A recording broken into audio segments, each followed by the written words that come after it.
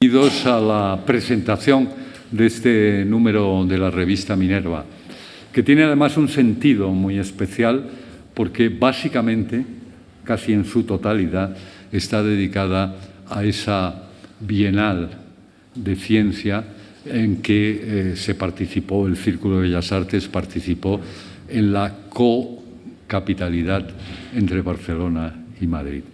Algo que el año que viene, el año 25, vuelve la Bienal y tenemos la esperanza de volver a ser otra vez anfitriones de esa Bienal en la ciudad de Madrid. Porque además es importante este tipo de relaciones, creo que determinan una forma de ser básica para los intereses de una institución como esta, que es una institución de un espacio libre del pensamiento y, ¿por qué no?, de la ciencia. Claro, a lo mejor algunos se preguntarán, ¿ciencia? Pero si es el Círculo de Bellas Artes. Por tanto, tenemos la cultura en ese sentido restringido, porque la ciencia también pertenece a ese concepto antropológico de cultura, de que estamos ante precisamente un ámbito y una institución que se interesa fundamentalmente por los procesos artísticos y creadores. Bien, pues esto no es así.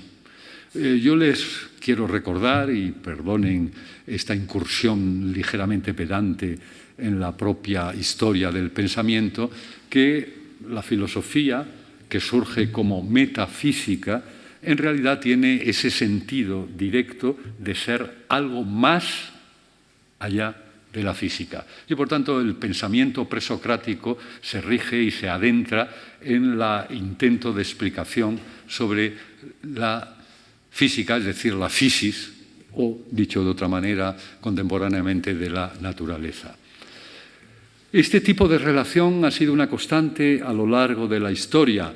Yo solo quiero recordar, por ejemplo, que Moses Mendelssohn, ese gran seguidor de Immanuel Kant, y que, bueno, un filósofo amateur, porque de hecho no tenía fundamentos filosóficos, ya escribió en la segunda mitad del siglo XVIII unas consideraciones sobre las relaciones entre las bellas artes y la ciencia.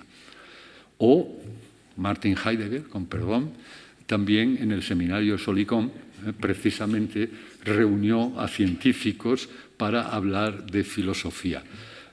Algo es como el gran centro de detección de partículas en este momento suizo, precisamente una de las cuestiones que tiene en su agenda de funcionamiento es la relación con artistas y ciencia.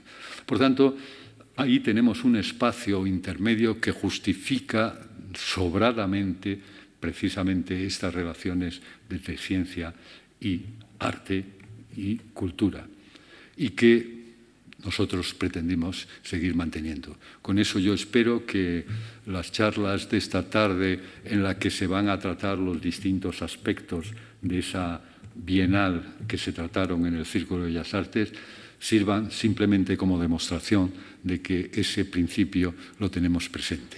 Y, por tanto, bien, le doy la palabra al secretario de Estado de Cultura, Jordi Martí, para que también asista y hable en esta presentación. Muchas gracias.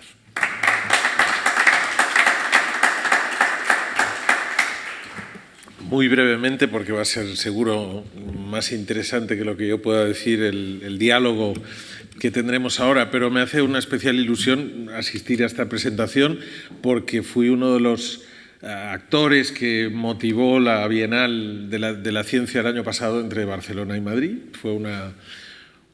Habíamos hecho una Bienal del Pensamiento desde Barcelona que la compartimos con Valencia y Palma y nos pareció que la ciencia debíamos compartirla con Madrid y venimos a ver, recuerdo perfectamente, hoy entraba a la primera reunión que tuvimos con Valerio y que enseguida los equipos se pusieron en marcha y conseguimos hacer una cosa que parecía casi una curiosidad, era una cosa compartida entre Barcelona y Madrid. Era casi una temeridad, más que una curiosidad en ese contexto. Pero celebro que además haya generado una revista o un número de vuestra revista, y que además eso pueda tener continuidad en el futuro.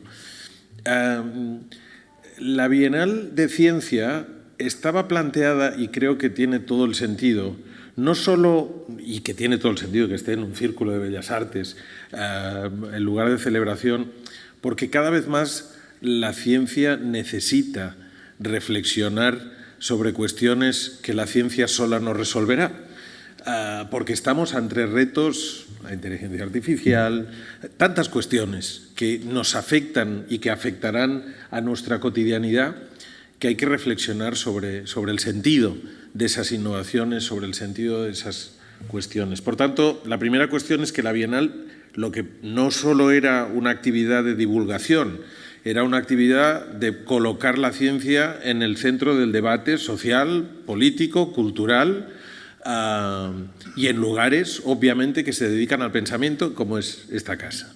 Primera cuestión. Segunda, relacionarlo no solo con la filosofía o con las humanidades, sino también con el arte. Cada vez más los centros de investigación científica acogen en residencia artistas, seguramente porque la forma disruptiva de pensar del creador puede ayudar a la ciencia y, a su vez, al revés. Para el creador es estar en el cogollo de los retos o de los avances que hoy se están cociendo en los centros de investigación. Por tanto, también era una manera de establecer relaciones entre sectores y, lógicamente, entre instituciones. Y para mí había un tercer reto que yo creo que aún no se consiguió, pero que espero que en futuras ediciones se pueda conseguir, y es que lo hemos dicho muchas veces, que Madrid es una potencia cultural indiscutible, que Barcelona tiene un capital cultural indiscutible por su legado, etcétera, pero tienen ambas ciudades una cosa que comparten, y es un ecosistema científico de primerísimo nivel. Las dos ciudades.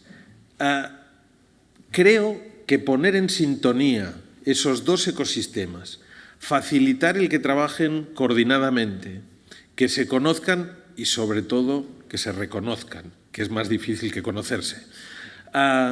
Es uno de los retos que una bienal como la de la ciencia pueda tener. No solo se trata de divulgar los avances, no solo se trata de abordar debates cruzados y transversales entre sectores del pensamiento distintos que se pueden encontrar en la bienal. También se trata de encontrarse dos familias, dos ecosistemas que trabajan en temas muy cercanos, muy parecidos, y que necesariamente la colaboración puede permitir a nuestro país mejorar la capacidad de generación científica española. Y por eso creo que es una muy buena noticia que la Bienal pueda tener futuro. Hoy lo hablábamos con el presidente esta mañana, que voy a tratar de hacer todas las gestiones para que eso se pueda dar, porque creo que fue un éxito en Barcelona y fue un éxito en Madrid, pero le queda un recorrido por hacer. Ayer en la comparecencia el ministro planteó otra propuesta, bueno, planteó muchas, pero una que es una bienal del pensamiento vinculada con los retos climáticos, con el cambio climático, y que esa tiene otra lógica, que el Círculo también está trabajando en ella, que es esta idea de llevar el debate al espacio público. A mí me gustaría también pensar que eso pueda ser que en un momento, digamos, el conjunto de ciudades españolas, España en general, se ponga a pensar unos días y a debatir en el espacio público, no el debate cerrado entre los que saben y los presuntos conocedores de los temas, presuntos e intelectuales solventes, sino un debate que debe abrirse a la sociedad de la misma manera que cada vez más, por ejemplo, la ciencia está planteando la ciencia ciudadana como un elemento que ha de aportar, que ha de ayudar a la investigación científica. Por tanto, creo que ahí me gustaría pensar que plantamos una semilla que hoy tiene un primer fruto, que es una revista, pero que debería tener muchos más frutos, tanto en la relación entre arte y ciencia, entre cultura en general y ciencia, entre sectores artísticos y científicos, entre espacios culturales como el Círculo y centros de investigación, y si además conseguimos que sea un espacio de encuentro entre Barcelona y Madrid, yo ya me daré satisfecho del todo. Por tanto, todo el apoyo por parte del Ministerio a continuar esa labor que el Círculo de Bellas Artes empezó ahora hace un año. Muchísimas gracias a todos. Venga, pues empezamos. Antes de empezar, me ha pedido Valerio que agradezca un poco la presencia también de la viceconsejera de Ciencia, Ana Ramírez, y de la directora del Caixa Forum, Isabel Fuentes, además de las palabras de Jordi y de José Luis. Y nada, bueno, yo también quería agradecer antes de empezar a Carolina del Olmo, que dirige Minerva, y por la confianza depositada, por decirme, venga, tú coordinas el siguiente número, ¿no? Que fue como, jolín, qué suerte. Y también a Nuria Martínez de Año, que es, aunque a lo mejor no es tan conocida, pero bueno, ella fue la que hizo todo el trabajo de edición de la revista y sin ella no habría sido posible el número, ¿no? Porque fue pues un trabajazo enorme de edición de textos, de búsqueda de fotografías, etcétera. Y nada, cuando Carolina me encargó la coordinación de la revista, me dijo, mira, es una directriz muy sencilla, ¿no? Tienen que ser todo temas que se hayan abordado en la Bienal, de una manera muy amplia, ¿no? Entonces, bueno, la suerte fue que en la Bienal se habían abordado cosas, pues todo tipo de temáticas, una barbaridad de cosas, ¿no? Entonces lo difícil en realidad fue más bien tener que seleccionar qué entraba y qué se quedaba fuera, ¿no? Y bueno, no sé si lo han dicho, pero la Bienal tuvo lugar hace casi un año, que... Vale, y bueno, como veréis en Minerva, en este número hemos abordado cuestiones muy amplias que topan diversas ramas, ¿no? de científicas, y hemos tratado de conectar disciplinas y ámbitos de conocimiento, ¿no? de muy diversos, pues desde la neurociencia, la astrobiología, que está representada por Carlos, la edición genética o temas de actualidad como la inteligencia artificial, o cuestiones como muy urgentes, ¿no? como la emergencia climática, a la que dedicamos además un amplio apartado, ¿no? Pero también hemos querido incluir temas como el papel del ensayo y la divulgación científica, ¿no? o experiencias, como mencionabais antes, ¿no? del programa de artes en el CERN, el Laboratorio Europeo de Partículas, en el que trabajan investigadores y artistas entrevistando pues, a su directora, que es una española, Mónica Bello. Y bueno, además en este número, aunque es un monográfico prácticamente de la Bienal, hay una pequeña parte dedicada a los foros Europa Futura, que tuvieron lugar en otoño aquí en el Círculo y que se hablaron pues, de cuestiones de calidad democrática, sostenibilidad y cuidados. Y bueno, ya por entrar un poco en el tema que nos ocupa hoy, normalmente cuando hablamos de estos temas no siempre se menciona una conferencia que tuvo lugar hace muchos años, ¿no? En el 59, que la dio el físico y novelista Charles Percy Snow, ¿no? que hablaba pues de... Bueno, era una conferencia que provocó un gran debate y que su influencia sigue hasta hoy en día, ¿no? que se llama Las dos culturas, ¿no? Y entonces él alertaba de la separación que estaba habiendo entre la cultura de las ciencias y las humanidades, y para él era como un síntoma del declive de la educación, ¿no? en la sociedad occidental, y decía que era un obstáculo para poder afrontar los desafíos del presente, ¿no? Entonces, esto es un tema que sigue todavía coleando hoy en día, ¿no? De hecho, el propio Carlos en Minerva, ¿no? en la entrevista que le hace Pampa García Molina, él menciona, ¿no? de que no entiende esta separación que tenemos entre ciencias y letras, ¿no? así entre comillas, ¿no? y dice que ciencias, humanidades y arte son las tres patas de la cultura, ¿no? Entonces, sobre estas cuestiones vamos a tratar de hablar esta tarde, ¿no? con Carlos y Elea. Os voy a presentar muy brevemente. Elea Jiménez Toledo es científica titular del CSIC, dirige el grupo de investigación del libro académico, ella es doctora en documentación por la Universidad Carlos III y también estuvo dirigiendo de 2020 a 2022 el Centro de Ciencias Humanas y Sociales, ¿no? del CSIC. Y bueno, es autora de varios libros como Digitalización de a ver si lo digo bien, de editoriales académicas y el libro abierto en Iberoamérica. Y también es miembro del Consejo de Redacción de la Revista de Occidente, ¿no? entre muchas otras cosas que... Y luego Carlos también es doctor en Ciencias Químicas por la Autónoma de Madrid, él es investigador del CSIC en el Centro de Astrobiología, que está asociado al programa de la NASA de Astrobiología, y ahí dirige un grupo que investiga sobre el origen de la vida y la evolución temprana de la vida y el desarrollo, a ver si lo digo bien, de biosensores para caracterizar la vida terrestre o buscarla fuera de nuestro planeta. Pero bueno, todo esto lo explica mucho mejor en la entrevista que hace en Minerva. Y nada, además Carlos también tiene una gran trayectoria de divulgación de la ciencia, como conferenciante, como hoy, ¿no? o haciendo cursos, colaborando en prensa escrita, en radio, en televisión. Y también ha escrito varios libros, el último es Estamos solos, en busca de otras vidas en el cosmos. Y además de todo esto, escribe relatos y poemas. Y de hecho ganó el premio Hiperión de Poesía con el libro de dónde estás ausente. Bueno, pues después de todo esto, podemos empezar así con una pregunta un poco más genérica, que a lo mejor quizás Elea te animas a responder primero, ¿no? Que sería de por qué la ciencia, como todo esto que estamos diciendo ahora, por qué la ciencia va más allá de las ciencias experimentales, ¿no? Que también incluye las ciencias sociales, las humanidades. Bueno, buenas tardes, Irene. Muchas gracias a todos por estar aquí. Creo que es muy importante algo que ha mencionado el presidente, que tiene que ver con ese planteamiento que hizo Aristóteles unos cuantos siglos atrás sobre la metafísica como disciplina que nos permitiera conocer aquello que no podemos demostrar, comprobar, tocar, ver, ¿no? Y desde entonces, y seguramente desde antes, sabemos que lo que nos interesa como humanos es conocer, es resolver los problemas que nos plantea la realidad, la sociedad, y es también sentir. Y en ese conocimiento, hacia ese conocimiento, se aplican todos los instrumentos y todas las capacidades que tenemos.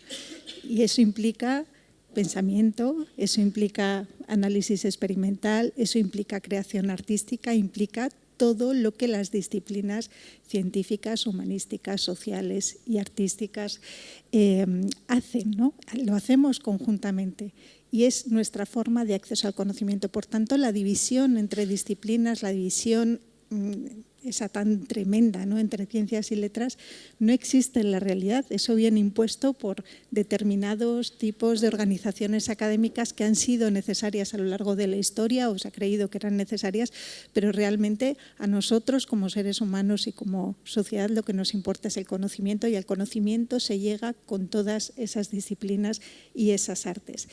La entrevista con Mónica Bello en la revista Minerva y también la actividad que tuvimos con ella en la Bienal el año pasado nos hizo ver cómo el trabajo entre artistas y científicos se retroalimenta de manera constante y es fuente de creación y es fuente de generación de nuevas ideas para el avance del conocimiento. Luego está indisolublemente unido.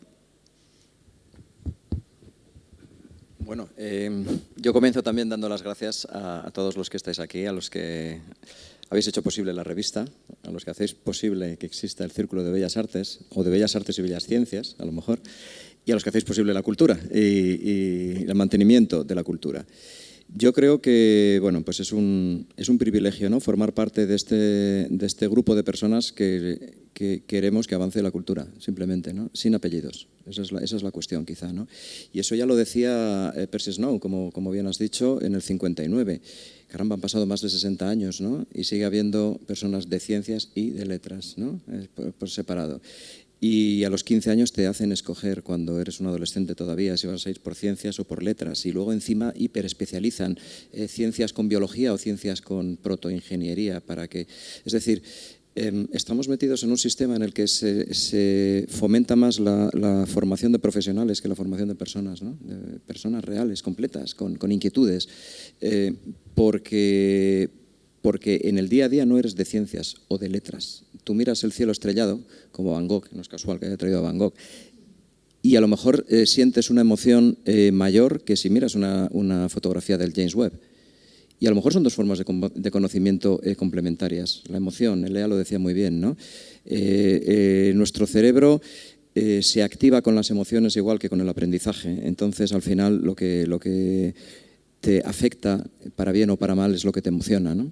¿Por qué no formamos personas así? ¿Por qué no a los 15 años hacemos algo para que esos chavales, esas chavalas acaben siendo personas con inquietudes, con curiosidad, ¿no?, con grandes preguntas? Si no, estamos condenándonos a nosotros mismos como sociedad a ser muy estrechitos, muy pequeñitos, ¿no? Y la verdad es que la vida no es así.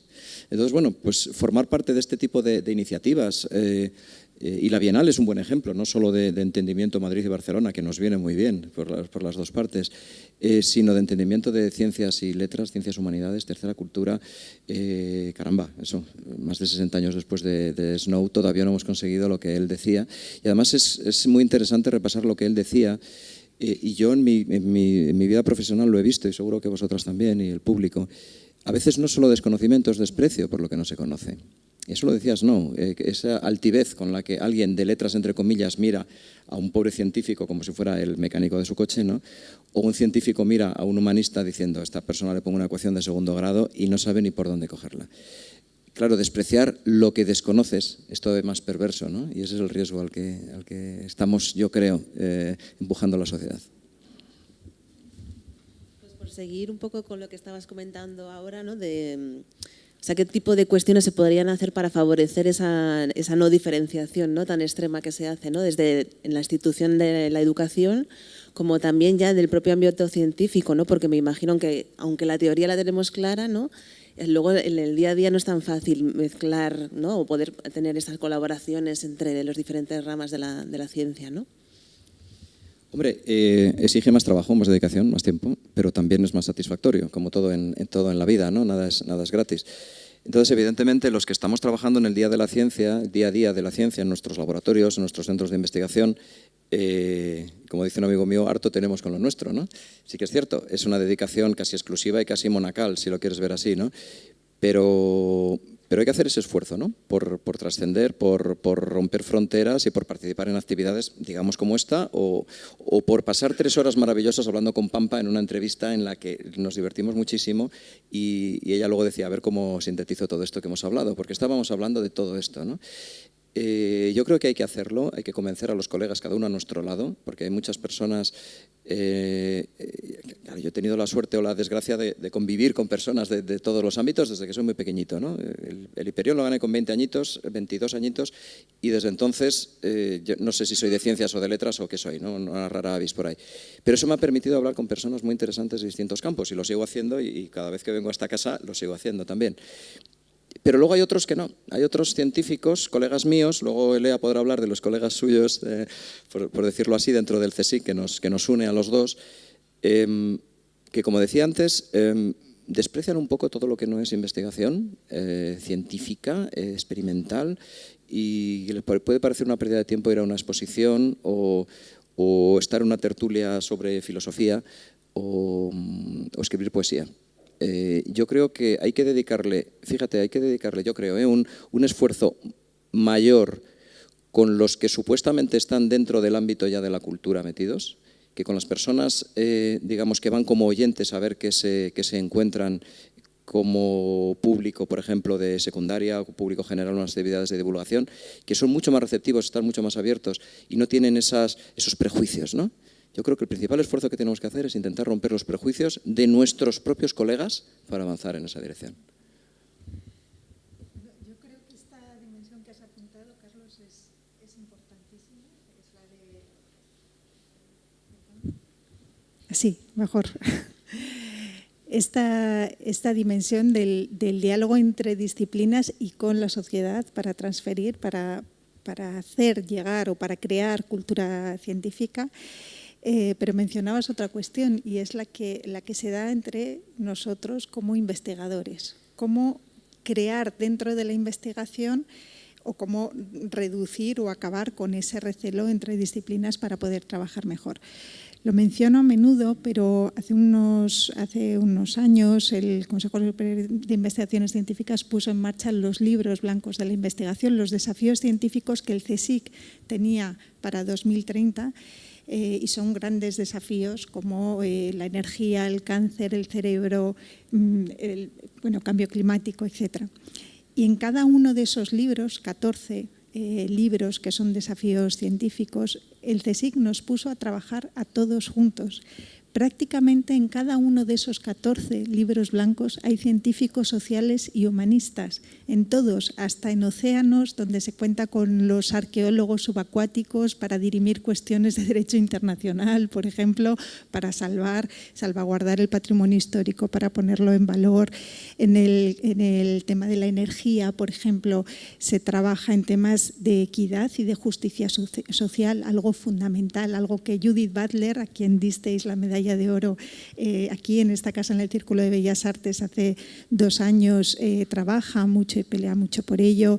En la cuestión de la digitalización, por ejemplo, donde al principio de empezar a hacer ese libro blanco se hablaba de qubits, de supercomputación, estaban todos los físicos reunidos en torno a esas cuestiones que son básicas para hablar de digitalización, y desde luego se vio que eso no acababa ahí, porque la digitalización implica todo el cuestionamiento sobre la ciudadanía digital, qué comporta para el ser humano relacionarnos entre nosotros, relacionarnos con las administraciones de otras maneras, cómo aprendemos de otra manera porque dependemos de las pantallas, tenemos menor capacidad de concentración, tenemos una atención fragmentaria, nos relacionamos con los otros también de otra manera porque estamos pendientes del móvil y entonces no somos capaces de tener una conversación de manera continuada. Todo esto nos afecta como personas, como sociedad, y desde luego está relacionado con cuestiones absolutamente físicas, ¿no?, que están dentro de ese campo. Entonces, eso hay que removerlo, ponernos a trabajar a todos juntos, porque los problemas que tenemos, los desafíos que tenemos, solamente los podemos afrontar entre todos. Y desde luego necesitamos también hacer partícipe a la sociedad de todo eso. Y vuelvo a Judith Butler. Ella dice en su ensayo sobre el futuro de las humanidades, concibe las humanidades como un bien público, y lo que defiende es que la sociedad enmarque las humanidades, enmarque las investigaciones que tenemos que hacer en humanidades, porque solamente teniendo en cuenta a la sociedad vamos a poder concebir bien, diseñar bien las investigaciones y dar las humanidades como un bien público que necesita la sociedad, ¿no? Pues justo, aunque no estaba en el orden que nos tocaba, pero bueno, estaba pensando que lo que estabas comentando ahora también lo hablamos con el tema de la inteligencia artificial, ¿no?, que es uno de los temas que también abordamos en el número, que que decía Carlos que era como un ejemplo de interacción entre ciencias y letras, ¿no? No sé si lo veis también por ahí. Sí, yo creo que sí. Hay varios, afortunadamente, hay varios puntos concretos de contacto, ¿no?, más allá de esta panorámica global que decíamos al principio, ¿no? La vida, el estudio de la vida, basada en carbono o basada en silicio, al fin y al cabo, es una cuestión científica y es una cuestión humanística. De hecho, no hay nada más humanista que un científico, probablemente, ¿no? La inteligencia artificial nos está planteando además retos en la propia definición de qué es el cerebro, qué es la inteligencia, qué es la cognición. Eso nos abre a qué otros animales tienen determinados grados de inteligencia, cómo podemos entendernos con ellos y luego cómo nos podríamos entender con un replicante que esté también hecho por la Nexus Corporation para que sea más humano que los humanos, ¿no?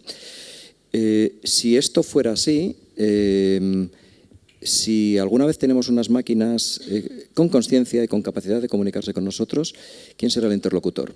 Pues a veces pienso y a veces digo en público que sería el mismo interlocutor que tenga que haber cuando vengan a visitarnos los extraterrestres inteligentes. Alguien que combine ciencias y humanidades, porque si no va a ser imposible entenderse. Entonces, la inteligencia artificial nos está poniendo en el límite del lugar al que puede llegar un científico, yo creo, el típico de preguntas que nos podemos plantear para distinguirnos. Test de Turing se nos queda corto ya, ¿no? Y por eso es mejor ir a la ciencia ficción, a la Tariel Corporation. Pero precisamente por estar en esa interfase entre los dos tipos de inteligencia, la basada en neuronas y la basada en redes neuronales artificiales, yo creo que es uno de los campos, evidentemente, donde, por ejemplo, los filósofos tienen mucho que decir, la bioética tiene muchísimo que decir y se está viendo ahora. Los miedos y las esperanzas que genera por igual la inteligencia artificial son una buena medida de que estamos hablando de algo humano, de algo íntimamente humano, no de una variante de la computación, es mucho más que eso, ¿no? Entonces yo creo que es un tema en el que, queramos o no, nos tenemos que unir todos, ¿no?, para avanzar. Y además es que queramos o no, pero es que sí queremos, ¿no? Claro, efectivamente, es que el tema de la inteligencia artificial plantea estos debates sobre la propia concepción del ser, de la inteligencia, plantea cuestiones éticas. Y ahí la interrelación entre disciplinas es muy evidente, ¿no? Y de alguna manera llega a la sociedad que hay que trabajar conjuntamente porque es algo muy evidente. El problema es que a veces la cultura científica sobre las propias humanidades y las ciencias sociales no es tal en la sociedad, y esto es muy problemático. A mí muchas veces me han preguntado, pero en realidad en humanidades y en ciencias sociales, ¿qué hacéis? ¿Qué hacéis que el ciudadano vea, que sea tangible? Porque claro, un médico cura o un farmacéutico o un farmacólogo está diseñando medicamentos, o un virólogo, etcétera. Pero vosotros, ¿qué hacéis? Nosotros hacemos cosas muy diversas, ¿no? Hacemos, pues no sé, hay lingüistas que se dedican a la fonética forense y que han resuelto casos policiales, hay expertos asiriólogos que han detectado tabletas de arcilla que trataban de introducirse ilegalmente en España, hay antropólogos que asesoran a los médicos para poder tratar a los migrantes que vienen de otros países que tienen una concepción del cuerpo distinta a la nuestra y por tanto los tratamientos tienen que ser de otro modo. Hay terminólogos y traductores que están traduciendo textos jurídicos que nos afectan de lleno como personas que estamos sujetas a derecho. Hay infinidad de aplicaciones prácticas, hay infinidad de servicios entendidos así, o de transferencia, lo podemos ver de otro modo, que desde las humanidades y de las ciencias sociales se hace a la sociedad.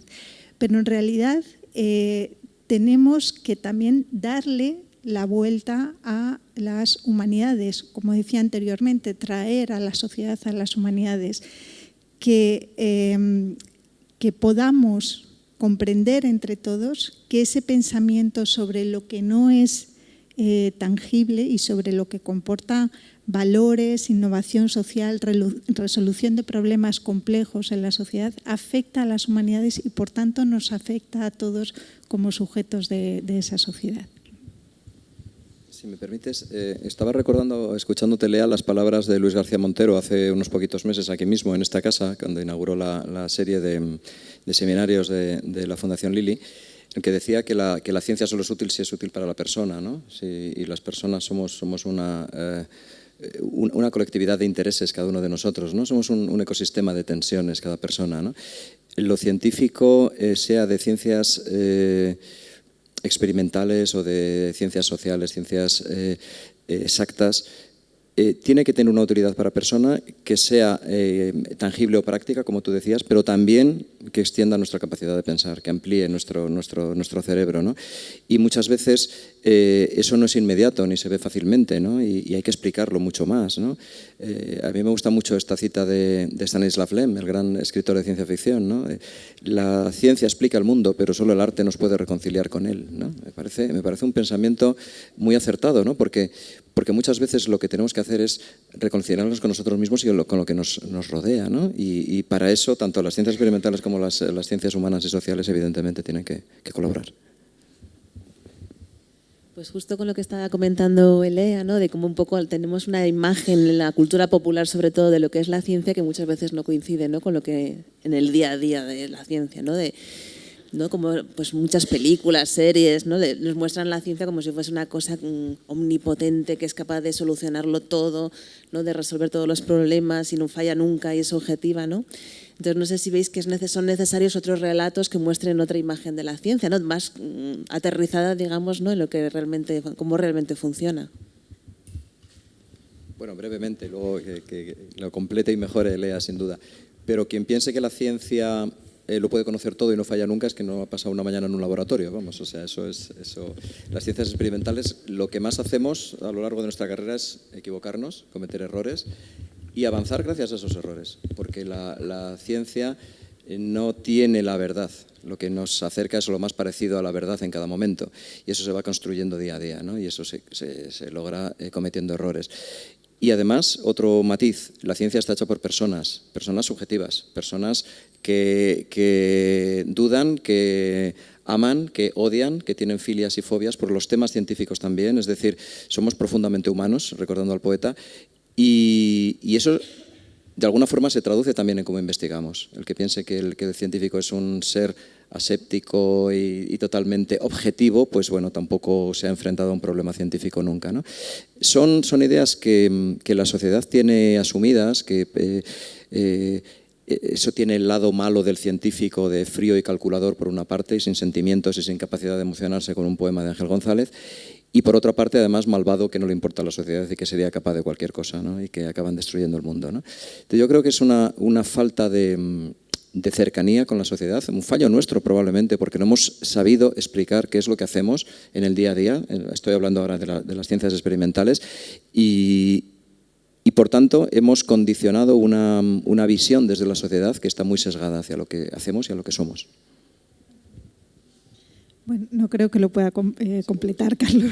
No, lo has contado muy bien. Los sistemas, la manera de hacer investigación científica siempre es perfectible en ciencias exactas experimentales, también en humanidades y en ciencias sociales, y además es que tenemos contextos y situaciones cambiantes. O sea, la propia evolución nos hace replantearnos todas las cuestiones y enmarcar de nuevo todos los problemas de investigación. Y un ejemplo es el que mencionaba anteriormente de los libros blancos, ¿no? Una institución enorme como el CSIC, de 14.000 personas trabajando, ¿cómo va a hacer para afrontar retos y problemas reales? ¿Cómo nos vamos a organizar para tratar de resolverlo? Y eso va a suceder, tiene que suceder en cualquier institución científica. Es verdad, creo que es verdad que estamos fallando en la manera de transmitir lo que la ciencia hace por la sociedad. Creo que es muy importante volver a principios y a valores, lo decía hace poco en otro acto en el que coincidimos, a valores que tienen que ver con la institución libre de enseñanza, que en realidad veía la realidad desde muchos puntos de vista, esa conexión con la naturaleza que promulgaba Francisco Giner de los Ríos y toda la escuela, en realidad tiene que ver con una concepción compleja de los problemas y por tanto con una aproximación desde todas las disciplinas que a todos nos va a ayudar mucho si planteamos así los problemas, ¿no? Y en educación ahora mismo, en algunos colegios, en algunos institutos se trabaja por proyectos, a veces con éxito, en otros casos muy desacertadamente, pero cuando se trabaja con éxito se ve realmente lo fructífero que puede llegar a ser una aproximación multidisciplinar y complejo a un objeto de estudio tradicional en la escuela. Eso es esencial. Vale, pues mira, con otro de los grandes problemas de nuestro tiempo, que es la emergencia climática o el cambio climático, ¿no? Que muchas veces se hace como un relato muy técnico, muy específico, ¿no? Como si fuese una cuestión de las ciencias experimentales o de biología. ¿Ves que es necesaria una mirada aún más humanística en este tema, ¿no? O que le dé un sentido más global, ¿no?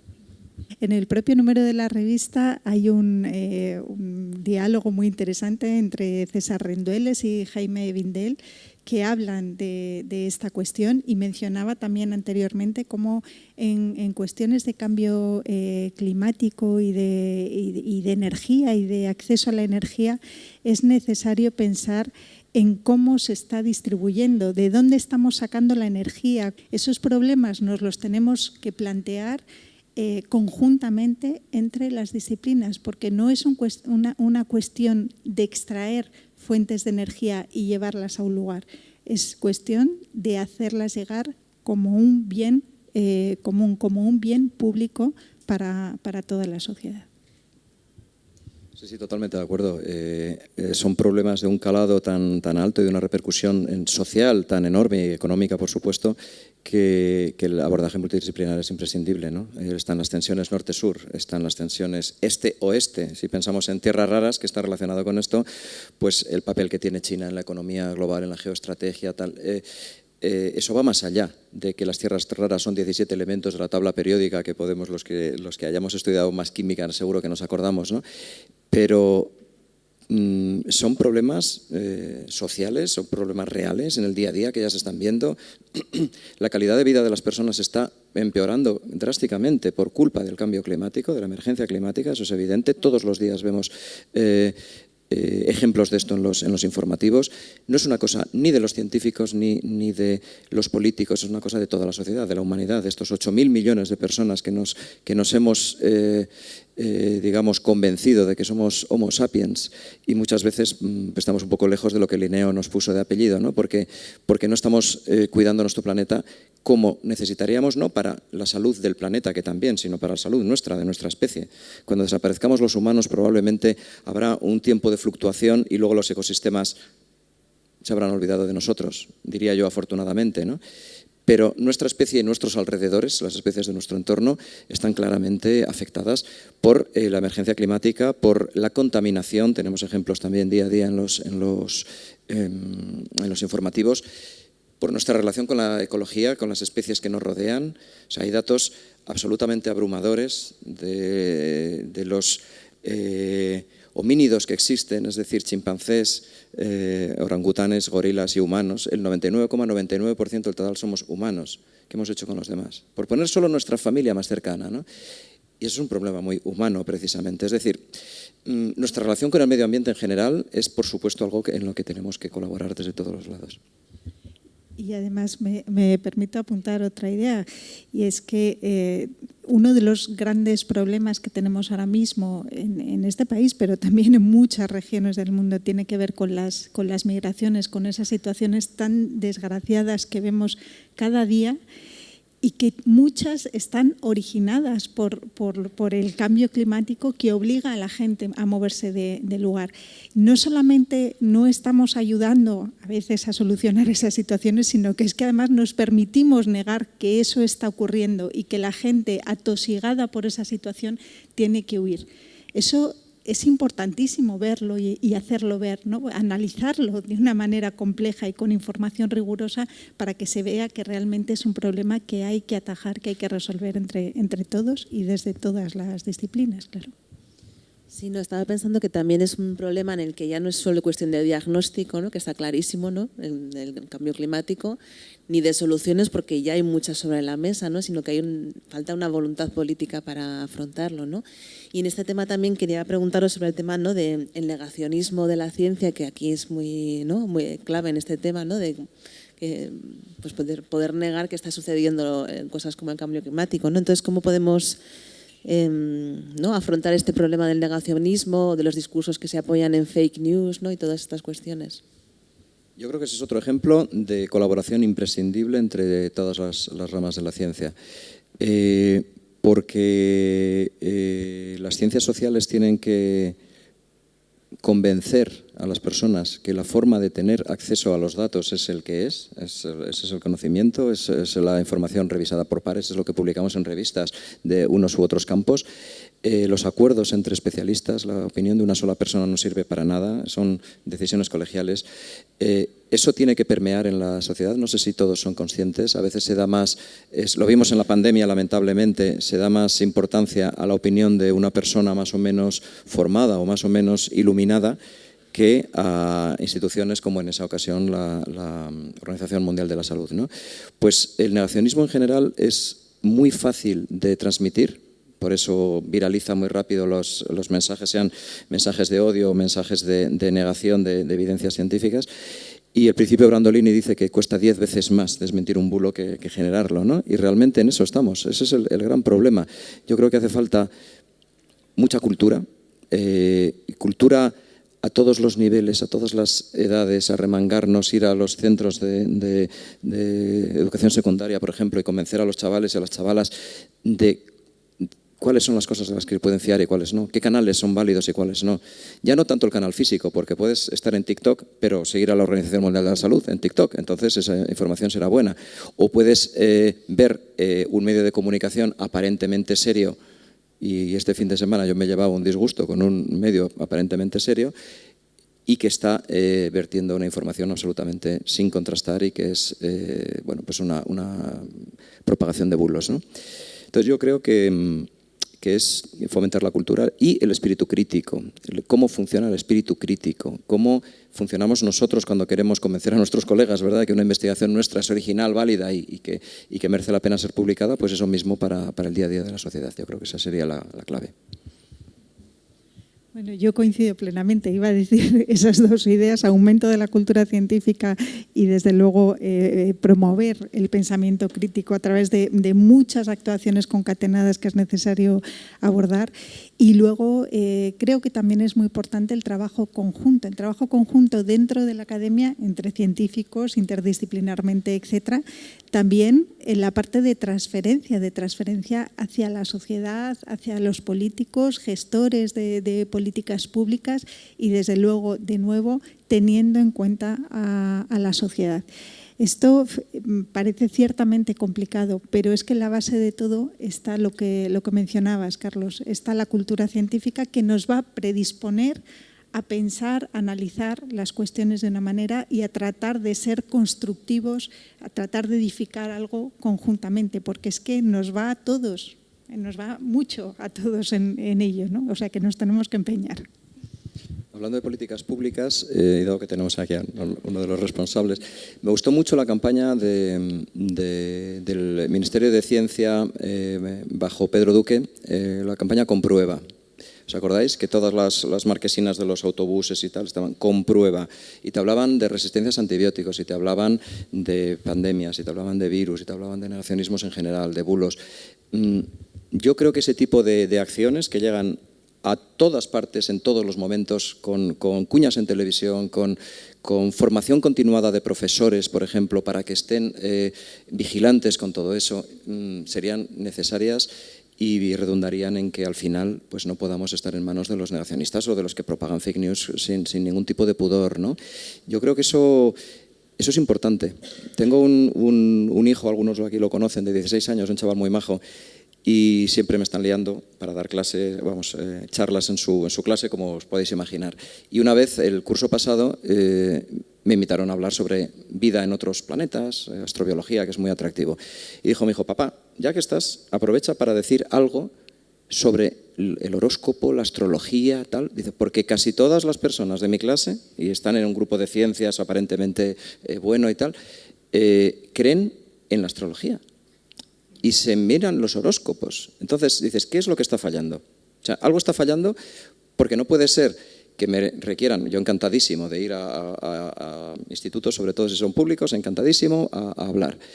De algo, digamos, tan elaborado como dónde estamos buscando vida en Marte, tal, cuando resulta que la mitad de mi audiencia cree que porque Marte está en la constelación de Capricornio el día tal, eso condiciona tu personalidad. Quiero decir, son cosas tan de base, de anticiencia, que están metidas en nuestra sociedad, que ese tipo de campañas creo que beneficiarían mucho seguir haciéndolas. No miro a nadie, señor secretario de Estado, de una u otra forma, coordinadamente entre distintos ministerios, porque hay muchos ministerios implicados, lógicamente, en esto, ¿no? Todas las administraciones, comunidades autónomas, ayuntamientos, quiero decir, es algo que nos afecta a todos y de lo que todos nos beneficiaríamos, ¿no? Bueno, que llevamos ya una hora. Yo creo que puede el público, si queréis tener alguna pregunta, alguna intervención. Puedo pasar yo mi... Bueno, muchas gracias, que por siempre la verdad es que venir al círculo es un placer, porque se aprende mucho. La verdad es que organizáis y debo celebrar todo este trabajo que venís haciendo de unir o de poner a dialogar las ciencias, las artes y las humanidades de una manera persistente y muy acertada. Entonces, recopilando un poco todo lo que habéis comentado, que me parece apasionante y bueno, y sabéis que comparto algunas de las cosas que decís, si no casi todas, teniendo en cuenta que bien sabéis que somos mucho más emocionales que racionales, aunque tengamos capacidad de raciocinio, y eso lo dice la ciencia, ¿no? Somos unos primates profundamente emocionales. Y decíais al principio que las cosas se transmiten, o esa cultura que estáis diciendo de qué manera se puede articular, se puede convencer o se puede trasladar o se puede hacer que sea un modo de vida, ¿no? Las emociones tienen que jugar un papel importante, está clarísimo, porque está claro que el discurso per se no acaba de calar. Pero no acaba de calar por cómo somos, que solo hay un grupo de humanos que conocen la naturaleza humana y son los publicistas. El resto poco conoce. Entonces, ¿de qué manera el arte, volviendo al principio, de qué manera el arte puede estar, no quiero decir al servicio, pero puede ayudar a la transferencia del conocimiento de las ciencias y las humanidades, que esa puede ser a lo mejor una vía de catalizar químicamente esa transferencia. Cosas concretas. Vuelvo a la educación. Yo soy una convencida absoluta de que el arte, o por el arte, entramos a muchísimas de las disciplinas científicas. De nuevo, la entrevista con Mónica Bello, el diálogo que tuvimos el año pasado con Ricardo Horcajada, que estaba en conversación con Mónica Bello y que desde su grupo de investigación estudian el dibujo como forma de acceso al conocimiento, ahí nos damos cuenta de que en la creación, cuando un músico, cuando un pintor, cuando un poeta imagina algo, lo plasma, lo crea, lo materializa en algo, está ayudando a conocer realidades de nuestro mundo. El clásico de los dibujos de Ramón y Cajal, pero es que si veis las composiciones o los dibujos que dieron origen a composiciones musicales de grandes músicos de la historia, te da una idea de hasta qué punto todo eso está conectado.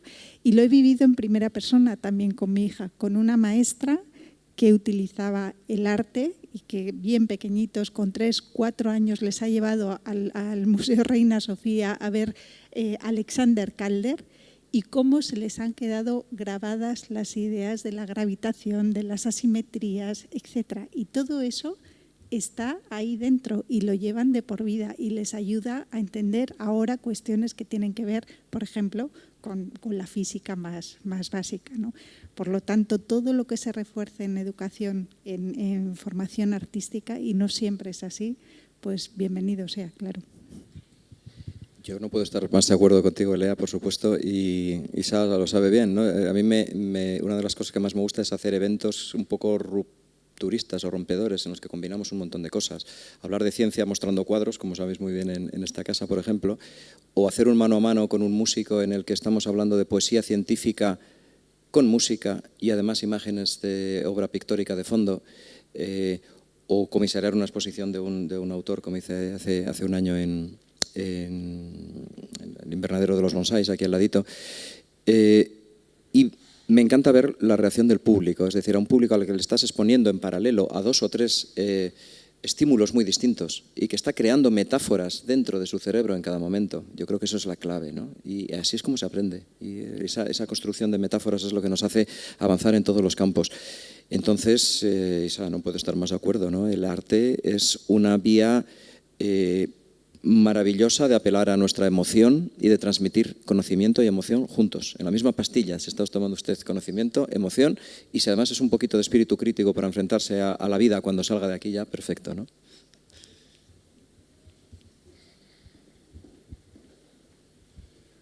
Bueno, antes que nada, en una charla tan apasionante como la que tenéis, que os agradezco en nombre de la institución, siento unas ganas enormes de intervenir. Y sobre todo, en respuesta casi a Isabel, voy a invertir la prueba. Yo recuerdo que cuando en física estaba estudiando el concepto de trabajo virtual, cosa que a muchos de mis compañeros se les resistía muchísimo, bueno, pues yo recordé que de alguna manera el concepto de virtualidad en Gilles Deleuze, pues también lo planteaba. ¿Y cómo lo planteaba Gilles Deleuze? Con Leibniz, en el que el concepto de cálculo integral, etcétera, le llevaba precisamente a ese concepto de virtualidad como el punto donde está todo contenido. Claro, de alguna manera, de pronto yo entendía que precisamente pensamiento, la filosofía del arte, porque la virtualidad está precisamente en el núcleo interno de lo que llamamos obra de arte, que es hacer visible lo invisible o sentir lo invisible. Y de alguna manera aquello me reconfortaba porque me permitía poder adentrarme en un concepto de física que no dejaba de ser una enorme abstracción. O cuando empecé a estudiar a Gilbert Simondon, físico y filósofo, en el que el concepto de individuación participaba y ponía en crítica el concepto del lemorfismo aristotélico y que de alguna manera, a partir del conocimiento físico, nos llevaba a una serie de conceptos distintos que precisamente los toma Gilles Deleuze después en repetición y diferencia, o diferencia y repetición.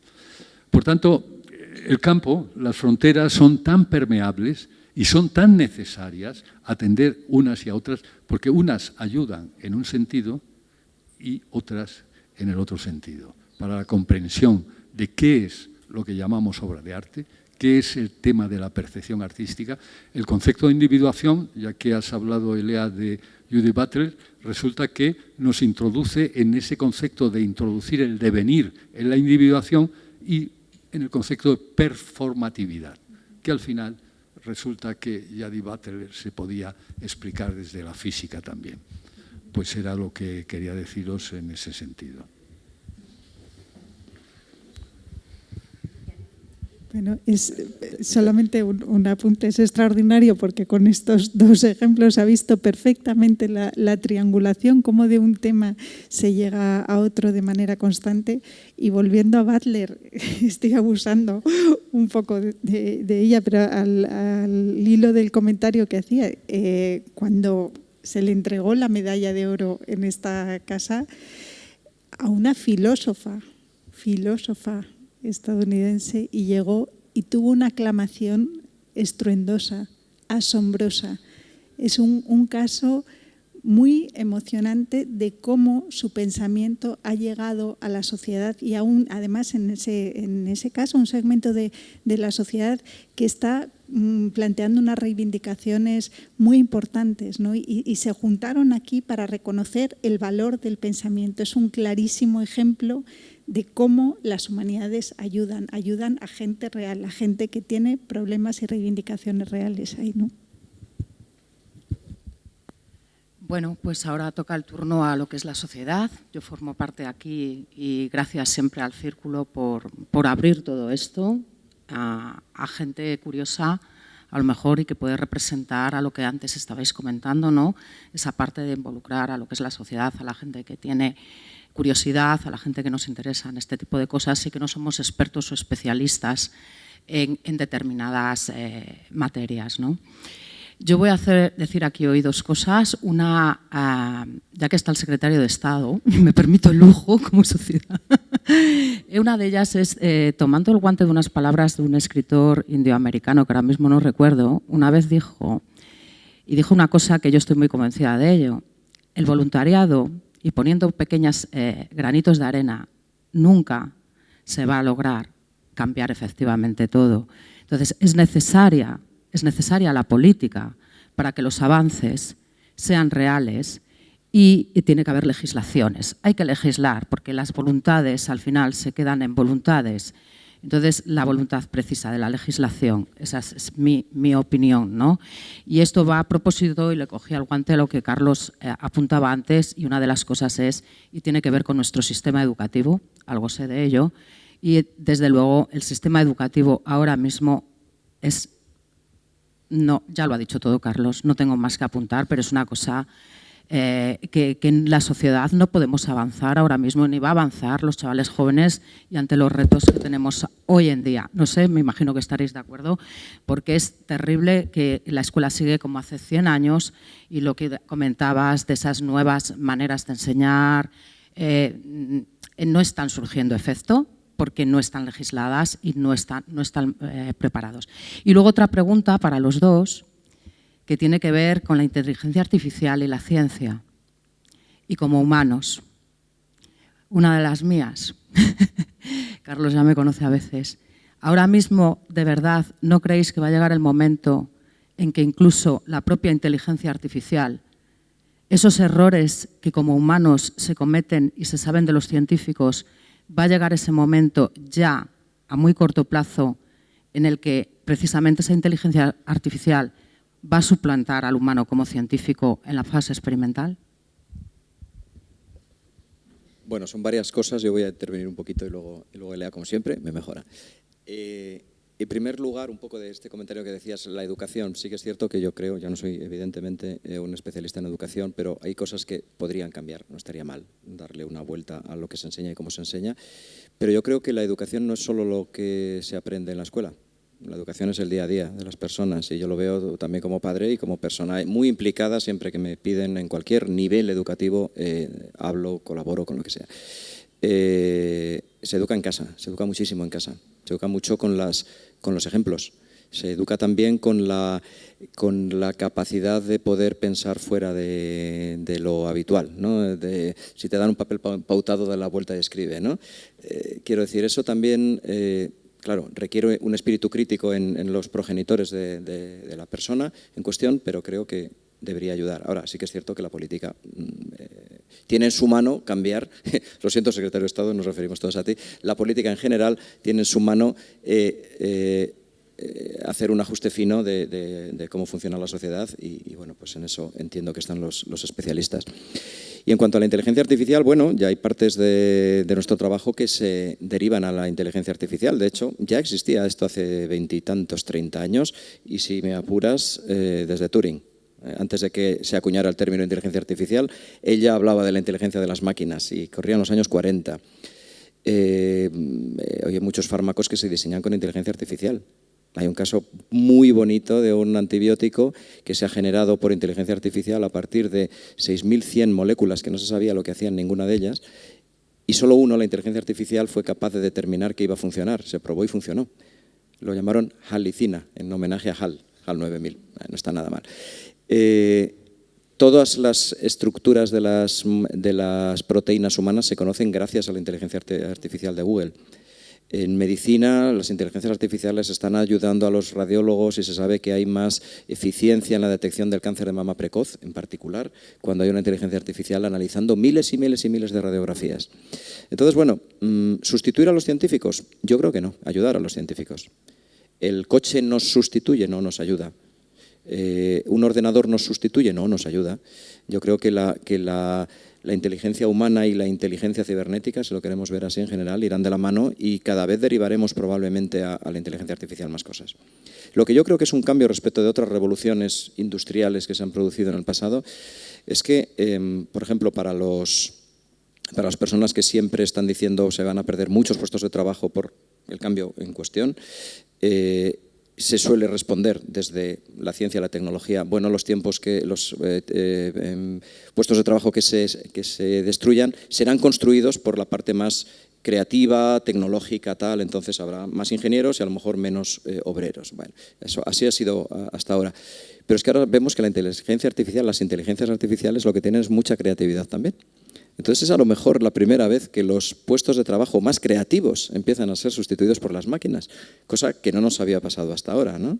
Entonces, el vídeo no mató a la estrella de la radio, pero a lo mejor sí que la inteligencia artificial mata algunas creatividades que consideramos muy humanas y muy nuestras, ¿no? Y hay compositores de música muy buenos que son de silicio, y pintores. Y yo creo que hay uno de los grandes problemas es el tema de los derechos de autor, que es crear para la inteligencia artificial, ¿no? Muchas veces es cortar y pegar fragmentos de realidad previa que tenían un autor. Y eso hay que reconocerlo, ¿no? Pero bueno, es muy poliédrico también este tema. A la inteligencia artificial le falta el cuerpo, que es lo que dicen algunos que trabajan en el embodiment, que realmente el cerebro no es cerebro sin la percepción corporal. Brunner lo dice siempre, sí, ¿no? Y somos nosotros y el objeto es nuestro cuerpo. Justo lo que le falta a la inteligencia artificial es lo que parece que no le hace falta a la inteligencia, claro, que es el cuerpo. Claro. Y de todos modos estamos a puntito de hacer realidad Yo Robot de Asimov, por ejemplo. Quiero decir, una inteligencia artificial le pones un caparazón suficientemente atractivo y ya tiene cuerpo. Autoconsciencia será otra cosa, pero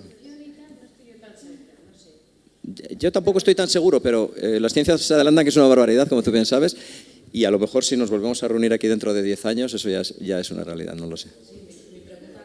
Sí, claro. Pues sí, realmente. Hay un parlamento que reservó un asiento en un país europeo, no sé si es Rumanía o algo así, tendría que comprobar, a una inteligencia artificial y se votó, y ahora tienen como de diputado número 300, el que toque, una inteligencia artificial, que se supone que es una especie de asesor externo de todo lo que hay cuando van a legislar sobre algún... Bueno,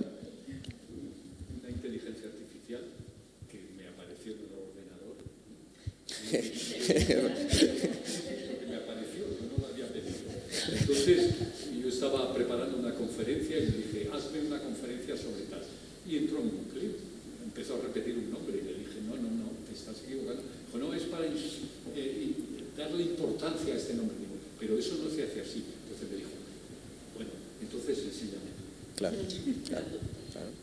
Sí, sí. Eso es importante. Mira, perdona, una anécdota solo y así que te dejo. El otro día hablando con un amigo de muchos de nosotros, José Manuel Sánchez Ron, que participábamos juntos en una cosa, pues había un periodista que le iba a hacer una entrevista y le hizo la entrevista al final de su intervención. Y luego nos vimos en la cena, estuvimos hablando y me dice José Manuel, me ha contado el periodista una cosa muy graciosa, que antes de hacerme a mí la entrevista la ha hecho a ChatGPT y le ha dicho, imagínate que eres José Manuel Sánchez Ron, responde a estas preguntas. Dice, lo que me ha respondido ChatGPT es 99% de lo que tú me has dicho. Entonces, por una parte era preocupante, ¿no? Ya no somos prescindibles, pero por otra era, oye, dejamos a la inteligencia respondiendo a los medios de comunicación mientras nos tomamos una caña, ¿no? O sea que sí, realmente quizá esa fina línea que separa lo que nos parece tan humano de lo que quizá no es tanto. Sí. Y al final lo que hace es funcionar como funcionamos nosotros, pero con una mayor velocidad y mayor capacidad. Sí. Es como la famosa controversia que se planteó a Leibniz cuando quería conjugar la forma de la divinidad, que todo lo podía prever y sabía el final de la historia de cada humano, y el tema de la libertad del ser humano, ¿eh? Y al final convirtió a Dios en un gran ordenador de ajedrez, que era capaz no de verlo linealmente, sino verlo a través de todas las conectividades que es lo que hacía la Deep Blue en el juego del ajedrez.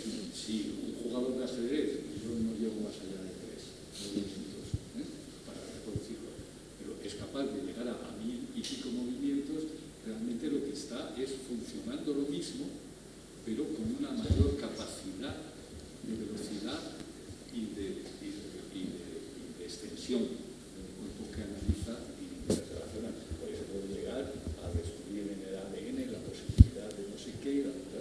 No es algo mágico, es simplemente el propio sistema humano de entender, porque dices, la conferencia, claro, lo que hace el chat es coger todos los textos que hay en el mundo virtual de Internet y tal, de ese autor, de Sánchez Ron, y componer al final y dar las respuestas que al final, de una manera u otra, iba a dar Sánchez Ron. No, yo lo digo por tranquilizar. Hoy tranquilizar.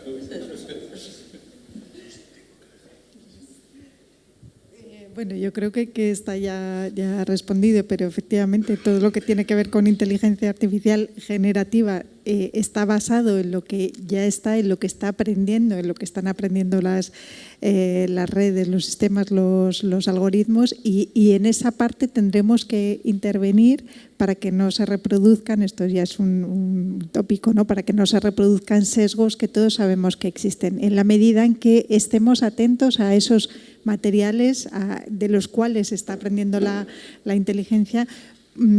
Podremos dejar de demonizar de alguna manera la inteligencia artificial y llevar la balanza más hacia el lado que apuntaba Carlos, y es que realmente se están consiguiendo logros científicos como el Atlas del cerebro humano, que es algo inimaginable que se pudiera conseguir y que realmente va a ayudar a avances científicos reales que vamos a notar todos en nuestro día a día de una manera evidente, solo por poner otro ejemplo, ¿no?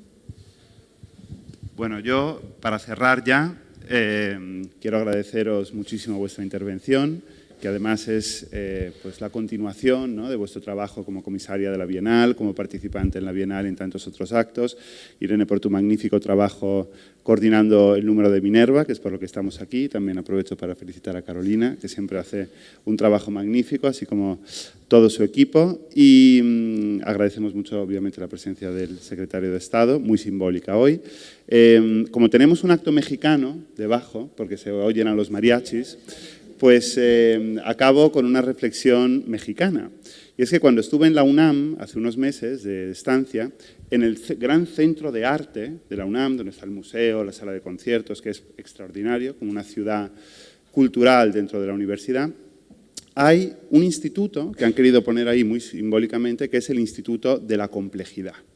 No es el de Historia, no es el de Filosofía, sino que es un instituto dedicado a hacer de manera monográfica pues el equivalente de esos 14 libros blancos, es decir, a pensar los grandes temas, pero de manera absolutamente interdisciplinar, ¿no? Y teniendo como marco y como acompañamiento constante el arte y la cultura, por eso está basado ahí, ¿no? Y entonces yo cuando estaba ahí en México decía, oye, pues, pero ¿y por qué no tenemos esto en España, ¿no? ¿Por qué no se podría hacer esto en España? Y de repente me di cuenta, oye, el Círculo de Bellas Artes es lo más parecido que conozco a eso. Entonces, viva la complejidad, viva la relación entre arte y ciencia y viva el Círculo de Bellas Artes. Muchas gracias.